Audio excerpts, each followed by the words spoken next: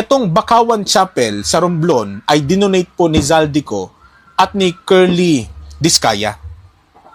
Yang si Zaldico, pati ang mga Diskaya, sila po yung isa sa mga sangkot dito sa katiwalian. O ito pa, pick-up car o simbahan sa Bulacan, isinauli ang pick-up donation ni Alcantara. O buti pa yan, nagsauli. Diba? Kasi alam ng mga nasa simbahan sa Bulacan na galing sa nakaw yung pick-up donation pala na yan ni Alcantara. Sorry na natin yan. O, bakit mo ngayon tutulig sa inang rally ng Iglesia ni Cristo? Grabe talaga, no? Matindi na tuligsa nitong kaanib ng INC na vlogger. Ang channel na Tinig ng Karunungan. At alam nyo, matapos yung sunod-sunod na pagsagot natin at pagribat sa kanyang pahayag, alam nyo mga kapatid, nako, biglang naglaho yung video niya ay biglang binura. Binura ba o hinaid niya? Ginawang private. Bakit kaya biglang naglaho? Kontingnan ninyo ang mga video ni Tinig ng Karunungan matapos yung sunod-sunod natin na rebuttal. Binura ba niya o ginawang private? Hindi na makita sa channel niya. Pero hawak pa rin natin mga kapatid yung mga video na napanood sa buong social media. No? Yung ginawa niyang content na talagang binanatan ang simbahang Katoliko. At tungkol ito sa donasyon na ano'y galing nakaw. So, kung totoo at matapang ang panindigan nitong Tinig ng Karunungan, ang tanong, bakit tinago niya ang video? Bakit kaya? Ito tatalakayin natin. Samahan ninyo ako.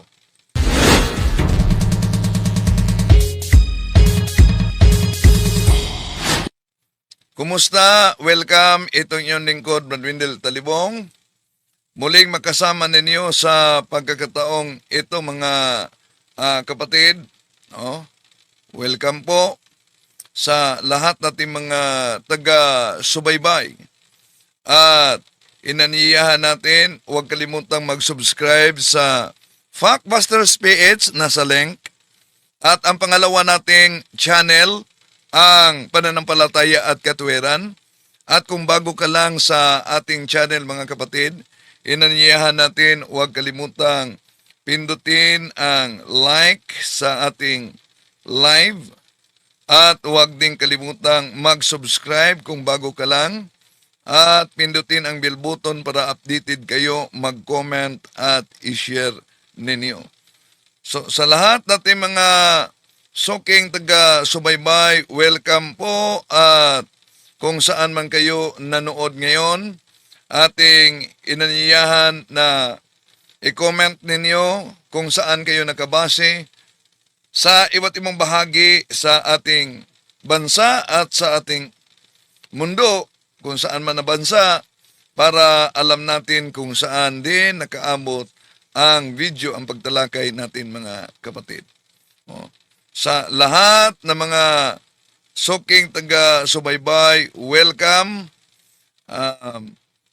Although, ulitin ko, burado na ang video o kaya hinaid ni Tinig ng Karunungan ang video. At kahit hinaid niya ang video, mga kapatid, so makita natin na sandali meron din siyang disclaimer. Ito ang disclaimer niya, pakita ko sa inyo. Disclaimer niya na the views and opinions expressed in this video are solely those of the speaker and do not represent or reflect the beliefs, values, or position of any religious group or organization. So, yon ang makita nating disclaimer sa kaniyang channel. Pero, kahit pa may disclaimer itong si Tinig ng Karunungan, mga kapatid, na ang kaniyang mga komento, ang kaniyang pahayag, ay sariling opinion lang umano niya. Ha? Pero, wala daw kaugnayan, sabi sa disclaimer niya, walang kaugnayan ang kanyang inanibang pananampalataya, ang Iglesia ni Cristo. Ngunit, sa videong ating tatalakayin, mga kapatid, malinaw na bilang vlogger at bilang kaanib ng INC, binanatan niya ang simbahang Katoliko at tahasang idinipinsa niya ang INC at siya mismo ang gumawa, alam nyo, siya mismo ang gumawa ng issue na gustong ipaangkin na ito'y pahayag ni Cardinal David. So, kung tunay ngang personal lamang ang kaniyang pananaw sa kaniyang channel, ang tanong, bakit isang panig lang ang pinabura niya, ang INC?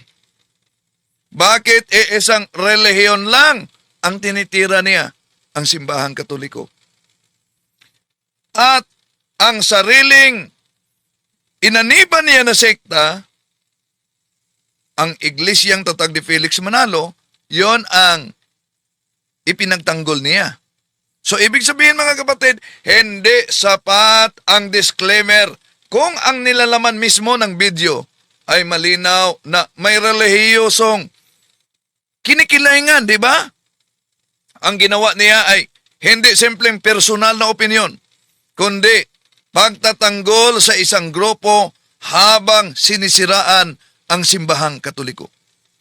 Kaya sa puntong ito, mga kapatid, sasagutin natin siya. Dahil, hindi kung ano ang kanyang inanibang relihiyon, ang Iglesia ni Cristo na palagi lang bumabanat sa pananampalatayang Katoliko, kundi dahil sa mga pahayag na dapat talagang ituwid at dapat linawin natin. Kung kaya niyang manindigan sa kanyang mga sinasabi, dapat panindigan niya. Tulad sa panawagan ng siktang inaniba niya. Ano daw? Accountability. Okay, simulan natin ang kaniyang reaksyon kay Cardinal David. Pagpatuloy ito sa nauna ng tinatalakay natin kagabi.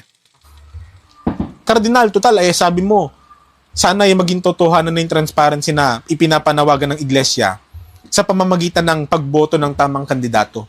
Ito lang gusto ko ipapansin sa inyo, ito mga kababayan. Bago dyan, mga kapatid, para kay Tinig ng Karunungan kasi, alam niyo, itong sabi ni Cardinal David na sana magiging katotohanan ang INC sa pagboto ng tamang kandidato para sa kaniya ay isang paninira daw ito sa INC. Ano sa palagay ninyo? Paninira ba yan ni Cardinal David? Kung tingnan natin mabuti, hindi yun paninira. Bakit hindi yun paninira? Dahil iyon ay panawagan, hindi yun akusasyon sa laban sa Iglesia ni Cristo. Ang sinabi ni Cardinal David, batay sa kanyang pahayag din sa channel, ay isa yung panawagan sa konsensya. Isang paalala na sa pagboto, mahalaga talaga ang katotohanan, mahalaga talaga ang prinsipyo, at ang kailangan na dapat talagang maging makatotohanan pag bumoto. Di ba?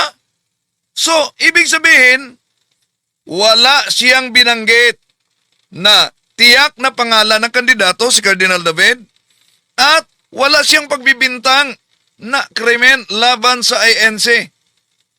Diba? So, sino mang miyembro, wala siyang binanggit. Pero, sabi ni Tinig ng Karunungan, isa daw umanong paninira. Ang paninira, defamation mga kapatid, ay maling pahayag ng katotohanan na sumisira sa reputasyon.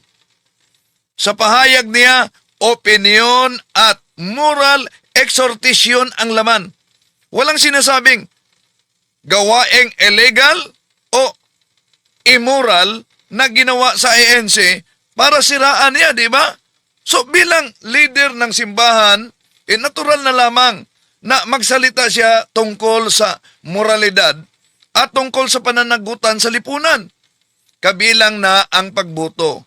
Hindi ito pakikialam sa doktrina ng Iglesia ni Kristong kay Felix Manalo, kundi pag-ambag sa pampublikong usapan mga kapatid, lalo na sa pagboto, di ba? So ang pahayag ni Cardinal David ay hindi paninira kundi panawagan sa pagiging makatotohanan at responsable na pagboto. Pero tandaan ninyo, ang pag-frame na ito'y bilang insulto at paninira mga kapatid, pag papakahulugan lang na wala mismong sinasabi yan. So, sa isang demokratikong lipunan, lehitimo ang ganitong paalala na nararapat itong sagutin sa antas ng ideya, hindi sa emosyon at paninira. Di ba? Okay. May pahayag siya na napansin ba umano ninyo? Ito ang sabi niya. Yan na. Yan. Yan. Ito, batay sa impormasyon na to na nakita natin, etong Bakawan Chapel sa Romblon ay dinonate po ni Zaldico at ni Curly Discaya. Yang si Zaldico, pati ang mga Discaya, sila po yung isa sa mga sangkot dito sa katiwalian. Sasabihin ba ni Father? Bago niya tinalakay ito mga kapatid, gusto niyang ipalitaw na si Cardinal David daw ay nag-insulto sa INC. Hindi naman totoo. Yung pahayag na nag-insulto si Cardinal David, hindi galing kay Cardinal David yan, kundi galing mismo saan? Sa Tinig ng Karunungan. Okay, tuloy natin. At ni Curly Discaya. Yang si Zaldico, pati ang mga Discaya, sila po yung isa sa mga sangkot dito sa katiwalian. Sasabihin ba ni Father na yan kasing Bakawan Chapel, tatanga-tanga yung miyembro dyan at Yan. Gusto talaga niyang ilagay sa bibig ni Cardinal David yung nasa isip niya na ang mga miyembro daw sa isang kapelya kung saan donasyon daw umano yun kay Zaldico at Discaya, sasabihin ni Cardinal David na ang mga miyembro dyan ay patanga-tanga. Sigurado ka? So, grabe talaga, di ba? Una, gusto niyang ipalitaw, inonsulto at siniraan ni Cardinal Pablo Virgilio David ang Iglesia ni Cristo. Pero kung susuriin nating mabuti mga kapatid, yung pahayag ni Cardinal David, napakalinaw ang kanyang panawagan. Ano yung panawagan niya? Makatotohanang pagboto. At makatotohanang pagboto yun. Yun bang panawagan na makatotohanang pagboto? Yun po ba'y paninira, pag-aatake personal? Hindi yun pag-aatake. Hindi yun panlalait. At lalo nang hindi yun paninira sa Iglesia ni Kristong kay Felix Manalo. Kung ang usapan mga kapatid ay paninira, napakalinaw. Kung saan nanggaling, saan nagsimula ang paninira, hindi kay Cardinal David, kundi sa vlog na nag-uugnay sa simbahang Katoliko sa krimen nang wala namang ebidensya. ang ganitong gawain, mga kapatid, hindi paghahanap ng katotohanan, kundi ito'y paglalason ng isip sa publiko. Na binanatan ang simbahang Katoliko dahil tinatalakay niya dito yung, ano yon? Bakawan ba yun? Bakawan Chapel? Balik muna natin yan. Bakawan Chapel sa Romblon. Balikan natin. Dito sa katiwalian. Sasabihin ba ni Father na Sandali. Bakawan Chapel ba yun? Balik muna natin. Zaldico at ni Curly Discaya? Yang si Zaldico, pati ang mga Discaya, sila po yung Bakawan ba yun?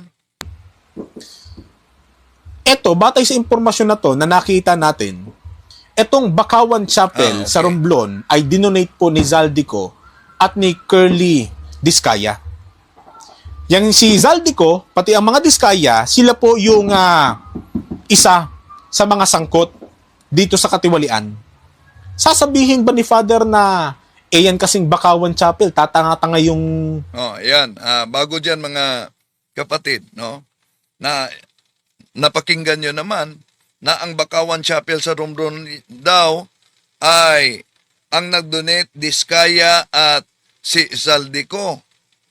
So, ngayon, ang tanong, dahil ba si Discaya at si Zaldico yung binanggit niyang nagdonate, otomatiko bang makatweran ba na sabihin niyang galing sa pangnanakaw yung donasyon na ibinigay sa Bakawan Chapel sa Romblon? Kahit iniugnay ang pangalan ni Zaldico at Discaya sa, alam naman natin, no, naugnay talaga sila sa isyu ng korupsyon at bilyon-bilyong korupsyon sa ating bansa.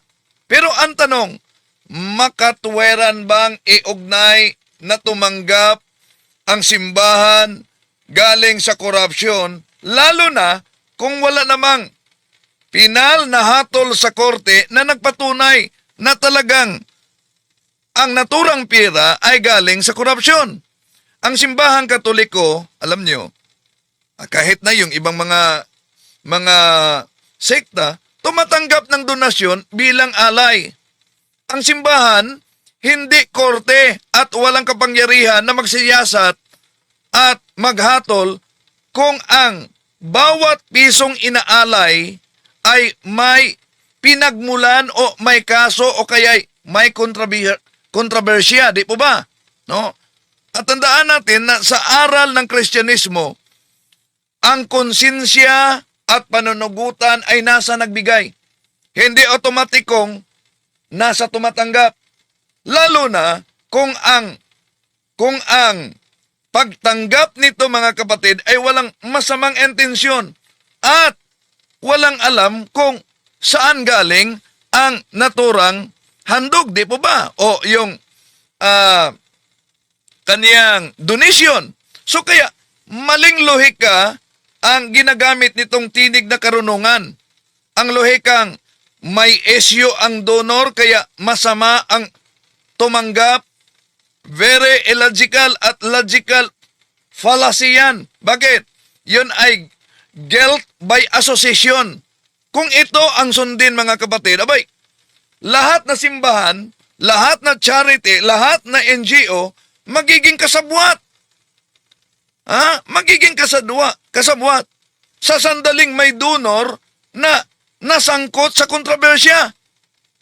Na malinaw na hindi naman ito makatarungan talaga. So hindi tama hindi tama at hindi talaga makatarungan na sabihing galing sa pagnanakaw ang donasyon batay lamang sa aligasyon laban sa mga donors na wala pang desisyon sa korte beyond reasonable doubt. Ang tamang posisyon, kung may kaso, korte ang hahatol, hindi ang vlog ni tinig ng karunungan, hindi sa pamamagitan ng social media. Di ba? Okay. Ano pa yung pahayag niya? Ito, balikan natin. Sasabihin ba ni Father na Eh yan kasing Bakawan Chapel, tatanga-tanga yung miyembro dyan at nangunguna dyan eh. Bakit pa kasi tinanggap yung donasyon na yan eh? Eh Father, Kardinal, malay ba naman napanginggan niyo, no? Na baka sasabihin daw umano ni Cardinal na tatanga-tanga yung mga miyembro at yung mga nangunguna sa Bakawan Chapel, bakit daw tinanggap yung donasyon?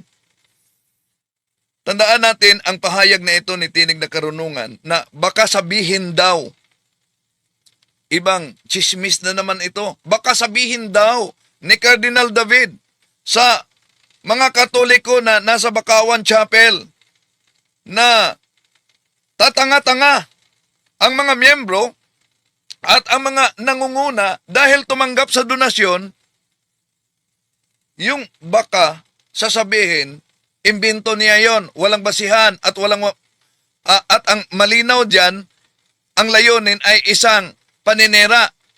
Yung salitang baka, malinaw na espekulasyon. Yung baka, espekulasyon lamang yon. Ang salitang baka sasabihin ay hindi katotohanan, kundi haka-haka. Hindi maaring mag-akusa ka batay sa sariling guni-guni mo. O yung bentang na wala namang ebidensya, di ba? So, itong akusasyon talaga ni Tinig ng Karunungan, mga kapatid, ay walang katibayan. Nakabatay talaga siya sa haka-haka niya. At naglalayon lamang na maghasik ng galit at maling impormasyon, di ba? So, hindi kailanman tinatawag ni Cardinal David na katanga-tanga. O tatanga-tanga ang sinumang mga Katoliko. Galing lang yan sa Tinig ng Karunungan. At mali ang ipakahulugan niya bilang nanlalait sa kapwa Katoliko. Yun ang gusto niyang ipalitaw sa kanyang channel. So, ang ganitong ori, mga kapatid, ng pahayag ay matinding paninira. Hindi talaga katotohanan na pagsusuri. Okay, ituloy pa natin ang kanyang pahayag. nila. Malay ba naman nila kung yan palang si Zaldico pati si Diskaya, yung pinandonate din sa chapel na yan, eh galing pala sa nakaw. Hindi ba't yung pari na nakatalaga dyan, yung parokyano dyan, yung mga Katoliko dyan sa Bakawan Chapel na yan, di ba't nagtiwala lang din kay Zaldico pati kay Curly Diskaya? Yan. Ang kaniyang pahayag, mga kapatid. Ayon kay Tinig ng Karunungan, alam ba daw umano ng diocese at ng pare sa Bakawan ba yun? Bakawan Romblon, na ang pirang ibinigay sa chapel ay galing sa pangnanakaw? At kung sakaling inosente ang tumanggap, mga kapatid, na galing yan kay Zaldico at Diskaya sa pangnanakaw yan, so, masisisi ba natin ang simbahan na tinanggap nila ang naturang donasyon? Kasalanan ba ng simbahan na yung issue nila ni Zaldico at Diskaya, pumutok yon, yung iskandalo ng korupsyon, huli na pumutok nung tinanggap nila ang donasyon galing sa mga taong ito.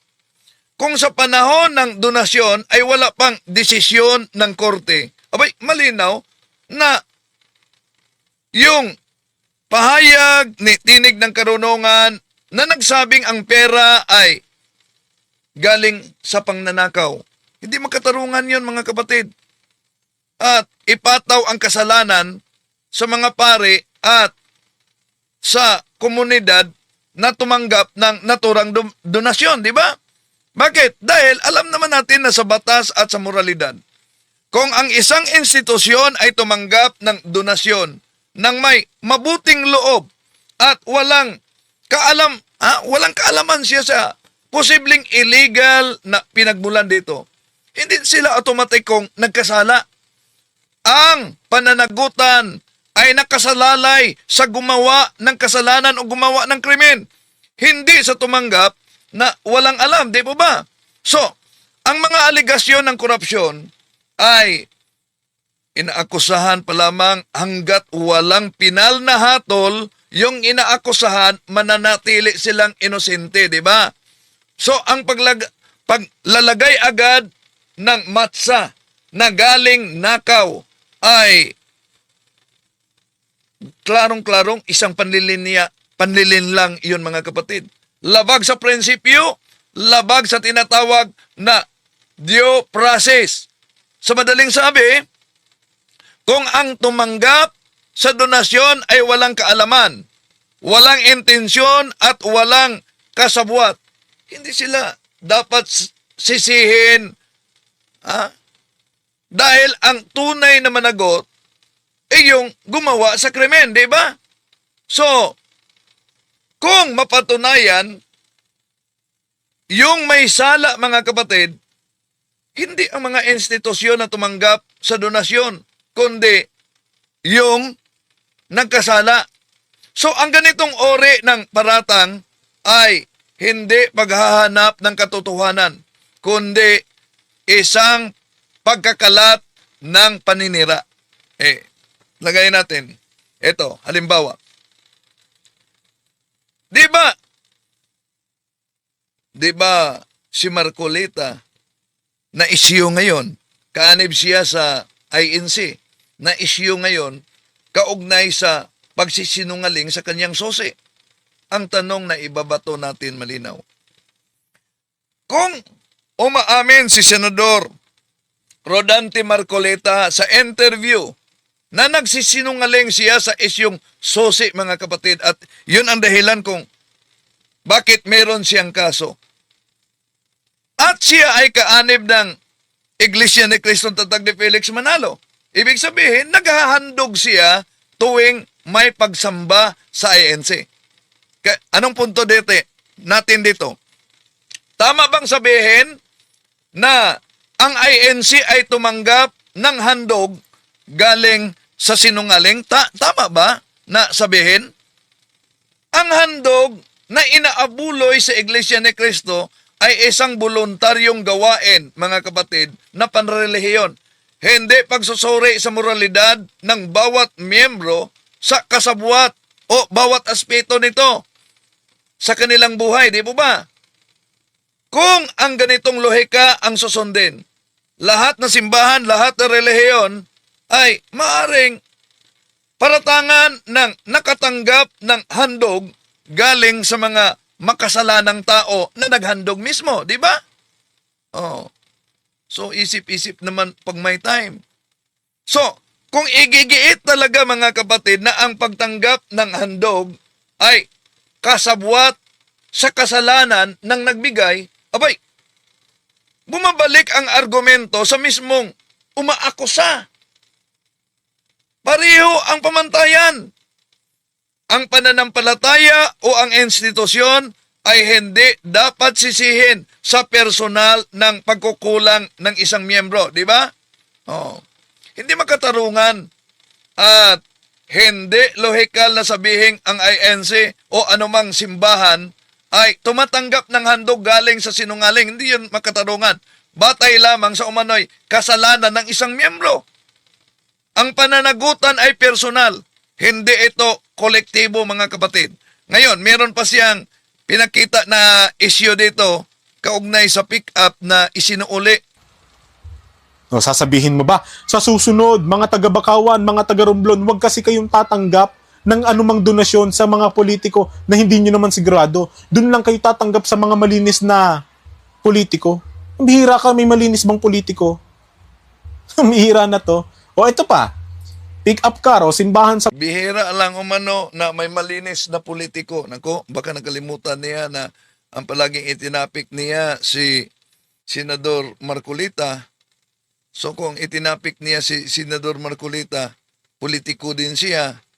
Pagkatapos, inamin sa social media na nagsisinungaling siya. Ano ngayon? Okay. Sandali, ang dami palang nag-comment dito sa pananampalataya at katuwiran. Okay. So,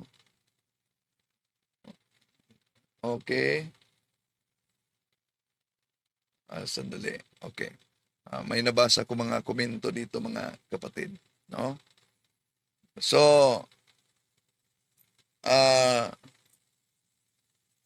tuloy natin ang ito na. Bulacan, isinauli ang pick-up donation ni Alcantara. O buti pa yan, nagsauli. Diba? Kasi alam ng mga nasa simbahan sa Bulacan na galing sa nakaw yung pick-up donation pala na yan. So, galing talaga nitong tinig ng karunungan ang pahayag. Alam na umano ng taga-simbahan na galing sa donasyon o pangnanakaw ang pera na ibinigay sa pick-up. Mabigat na paratang ito, di ba? Pero ayon nitong tinig ng karunungan na isang kaanib sa INC mga kapatid, itong umanong pick-up ni Engineer Alcantara isinauli ng simbahan sa Bulacan. Ano sabi niya? Alam na daw ng simbahan na galing sa korupsyon ang sasakyan. Kaya mabigat talaga na paratang ang kanyang pahayag. At walang sapat na ebidensya na inilabas niya upang patunayan na sinabi ng simbahan na isinauli ito dahil galing talaga sa korupsyon ang pera na ipinagbili sa naturang sasakyan. So, walang publikong dokumento o opisyal na nagpahayag at nagpatunay na itong sasakyan na isinauli ay galing sa korupsyon. Meron bang pinal na hatol o klarong kaso na inalabas ang desisyon kaugnay diyan? Wala. Kung legal na pag-uusapan. So, pero ang tanong, bakit isinauli? Kung isinauli ito, hindi ito otomatikong patunay at hindi ito otomatikong pag-amin na galing sa korupsyon ang naturang donasyon. Maraming institusyon, pati na ang simbahan, ay nag-iingat sa tinatawag na prudence mga kapatid na posible ang dahilan sa pagsauli, sa pagputok na involved itong si Alcantara o Engineer Alcantara sa malawakang korupsyon, isinauli, iwas iskandalo. Yan. Hindi naman alam nila ng karamihan na ang naturang sasakyan ay donasyon talaga sa simbahan galing kay Engineer Alcantara, di ba? Pero nalaman lang na galing kay Engineer Alcantara dahil isinauli.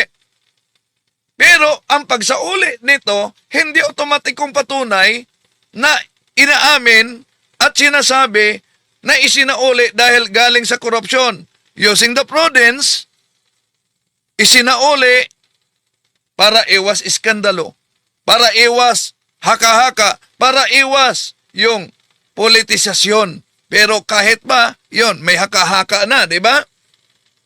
So sa prinsipyong moral mga kapatid at legal, sa batas at sa etika, hindi magiging nakaw ang isang bagay hanggat walang pinal na desisyon sa korte. Ang paratang ay hindi iyan katumba sa katotohanan. So, isa talagang mapanlin lang ang framing na pahayag. Yung ginagamit ang salitang alam nila na para bang may tiyak at kumpirmadong kaalaman. Gayong wala namang inilatag na konkretong prueba, di ba? Kahit testimonya, kahit resolusyon, kahit desisyon ng korte, kahit opisyal na record, kundi ang opinion lamang na haka-haka. Ang pahayag na isinauli, napakinggan ninyo, ibalik natin yung pahayag niya. Ano daw? Humihira na to. O ito pa, pick-up car o simbahan sa Bulacan, isinauli ang pick-up donation ni Alcantara. O buti pa yan, nagsauli. Diba? Kasi alam ng mga nasa simbahan sa Bulacan na galing sa nakaw yung pick-up donation pala na yan ni Alcantara. Sorry na natin yan. Oh. Oh, yan ang kaniyang konklusyon mga kapatid. So, yung ang pahayag na isinauli ng simbahan dahil alam na galing sa korupsyon, yun ay haka-haka ng tinig ng karunungan. Konklusyong midadali at walang matibay na batayan. So kung may ebidensya, dapat ilabas niya. Kung wala, tigil ang matinding paninera at huwag gawing katotohanan yung ginawa niyang chismis, di ba?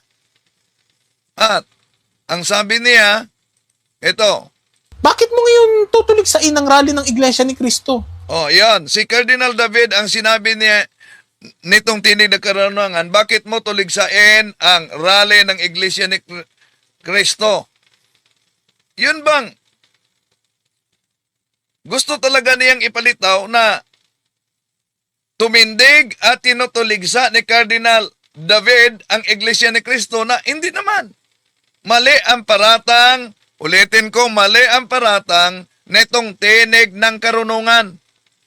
Ang paratang na tinutuligsa ni Cardinal David ang Iglesia ni Cristo kay Felix Manalo ay walang sapat na batayan. Ang totoo, ang sinabi niya na panawagan sa katotohanan at makatuwerang pagboto, hindi yun pambatiko sa Iglesia ni Cristo o sa kanino mang sekta, di ba? Kundi isang lehitimong panawagan na dapat talaga makatuwerang pagboto. Tuligsa ba yan? Ya? Tuloy natin. Na sasabihin ng mga katoliko mo, ibinoto nyo yan, magdusa kayo dyan, tapos magrarally-rally kayo. Oh, yan. Kaya di dapat natin ito palagpasin mga kapatid dahil ayon kay tinig ng karunungan, na sinabi daw umano ng mga katoliko, binoto nyo yan, mga INC, tapos magrarally kayo, so magdusa kayo. Lilanawin natin ang punto. Batay sa kanyang pahayag. Una, hindi ito opisyal na pahayag ng simbahang katoliko. Walang dokumento, walang pahayag, walang pastoral o mensahe na nagsasabing, magdusa kayo dyan. Dahil binuto ninyo yan. Kaya maling sabihin ang katoliko ang nagpahayag kung may individual man na nagkomento. Ibig sabihin, kung may ilang individual na kaanib sa simbahang katoliko na nagbitaw ng ganyang salita na sinabi niya, personal nila na opinion yon. Hindi yon doktrina ng simbahan, hindi yon pahayag ng simbahan, hindi yon kolektibong posisyon ng simbahan. Hindi patas na ipinta sa buong Iglesia Katolika base lang sa iilang komento ng miyembro. Diba? Kahit nga siya naglabas ng disclaimer na ang kanyang pahayag ay walang kaugnayan ang Iglesia ni Cristo. So, ang pahayag na sinabi daw ng mga Katoliko ay malabong paratang kung walang malinaw naman na pinanggalingan. Diba? Hiwalay natin ang individual na opinion sa opisyal na panindigan ng simbahan. At panatilihin natin ang talakayan sa antas ng katotohanan. At yung paghalang, of course, hindi sa pagkakalat ng misleading information na pahayag sa social media. Kaya nga, nang sinimulan natin ito sa pagribat, punto por punto mga kapatid, alam nyo, ano nangyari? Siguro, ni-hide niya ang kanyang content sa kanyang channel o binura niya.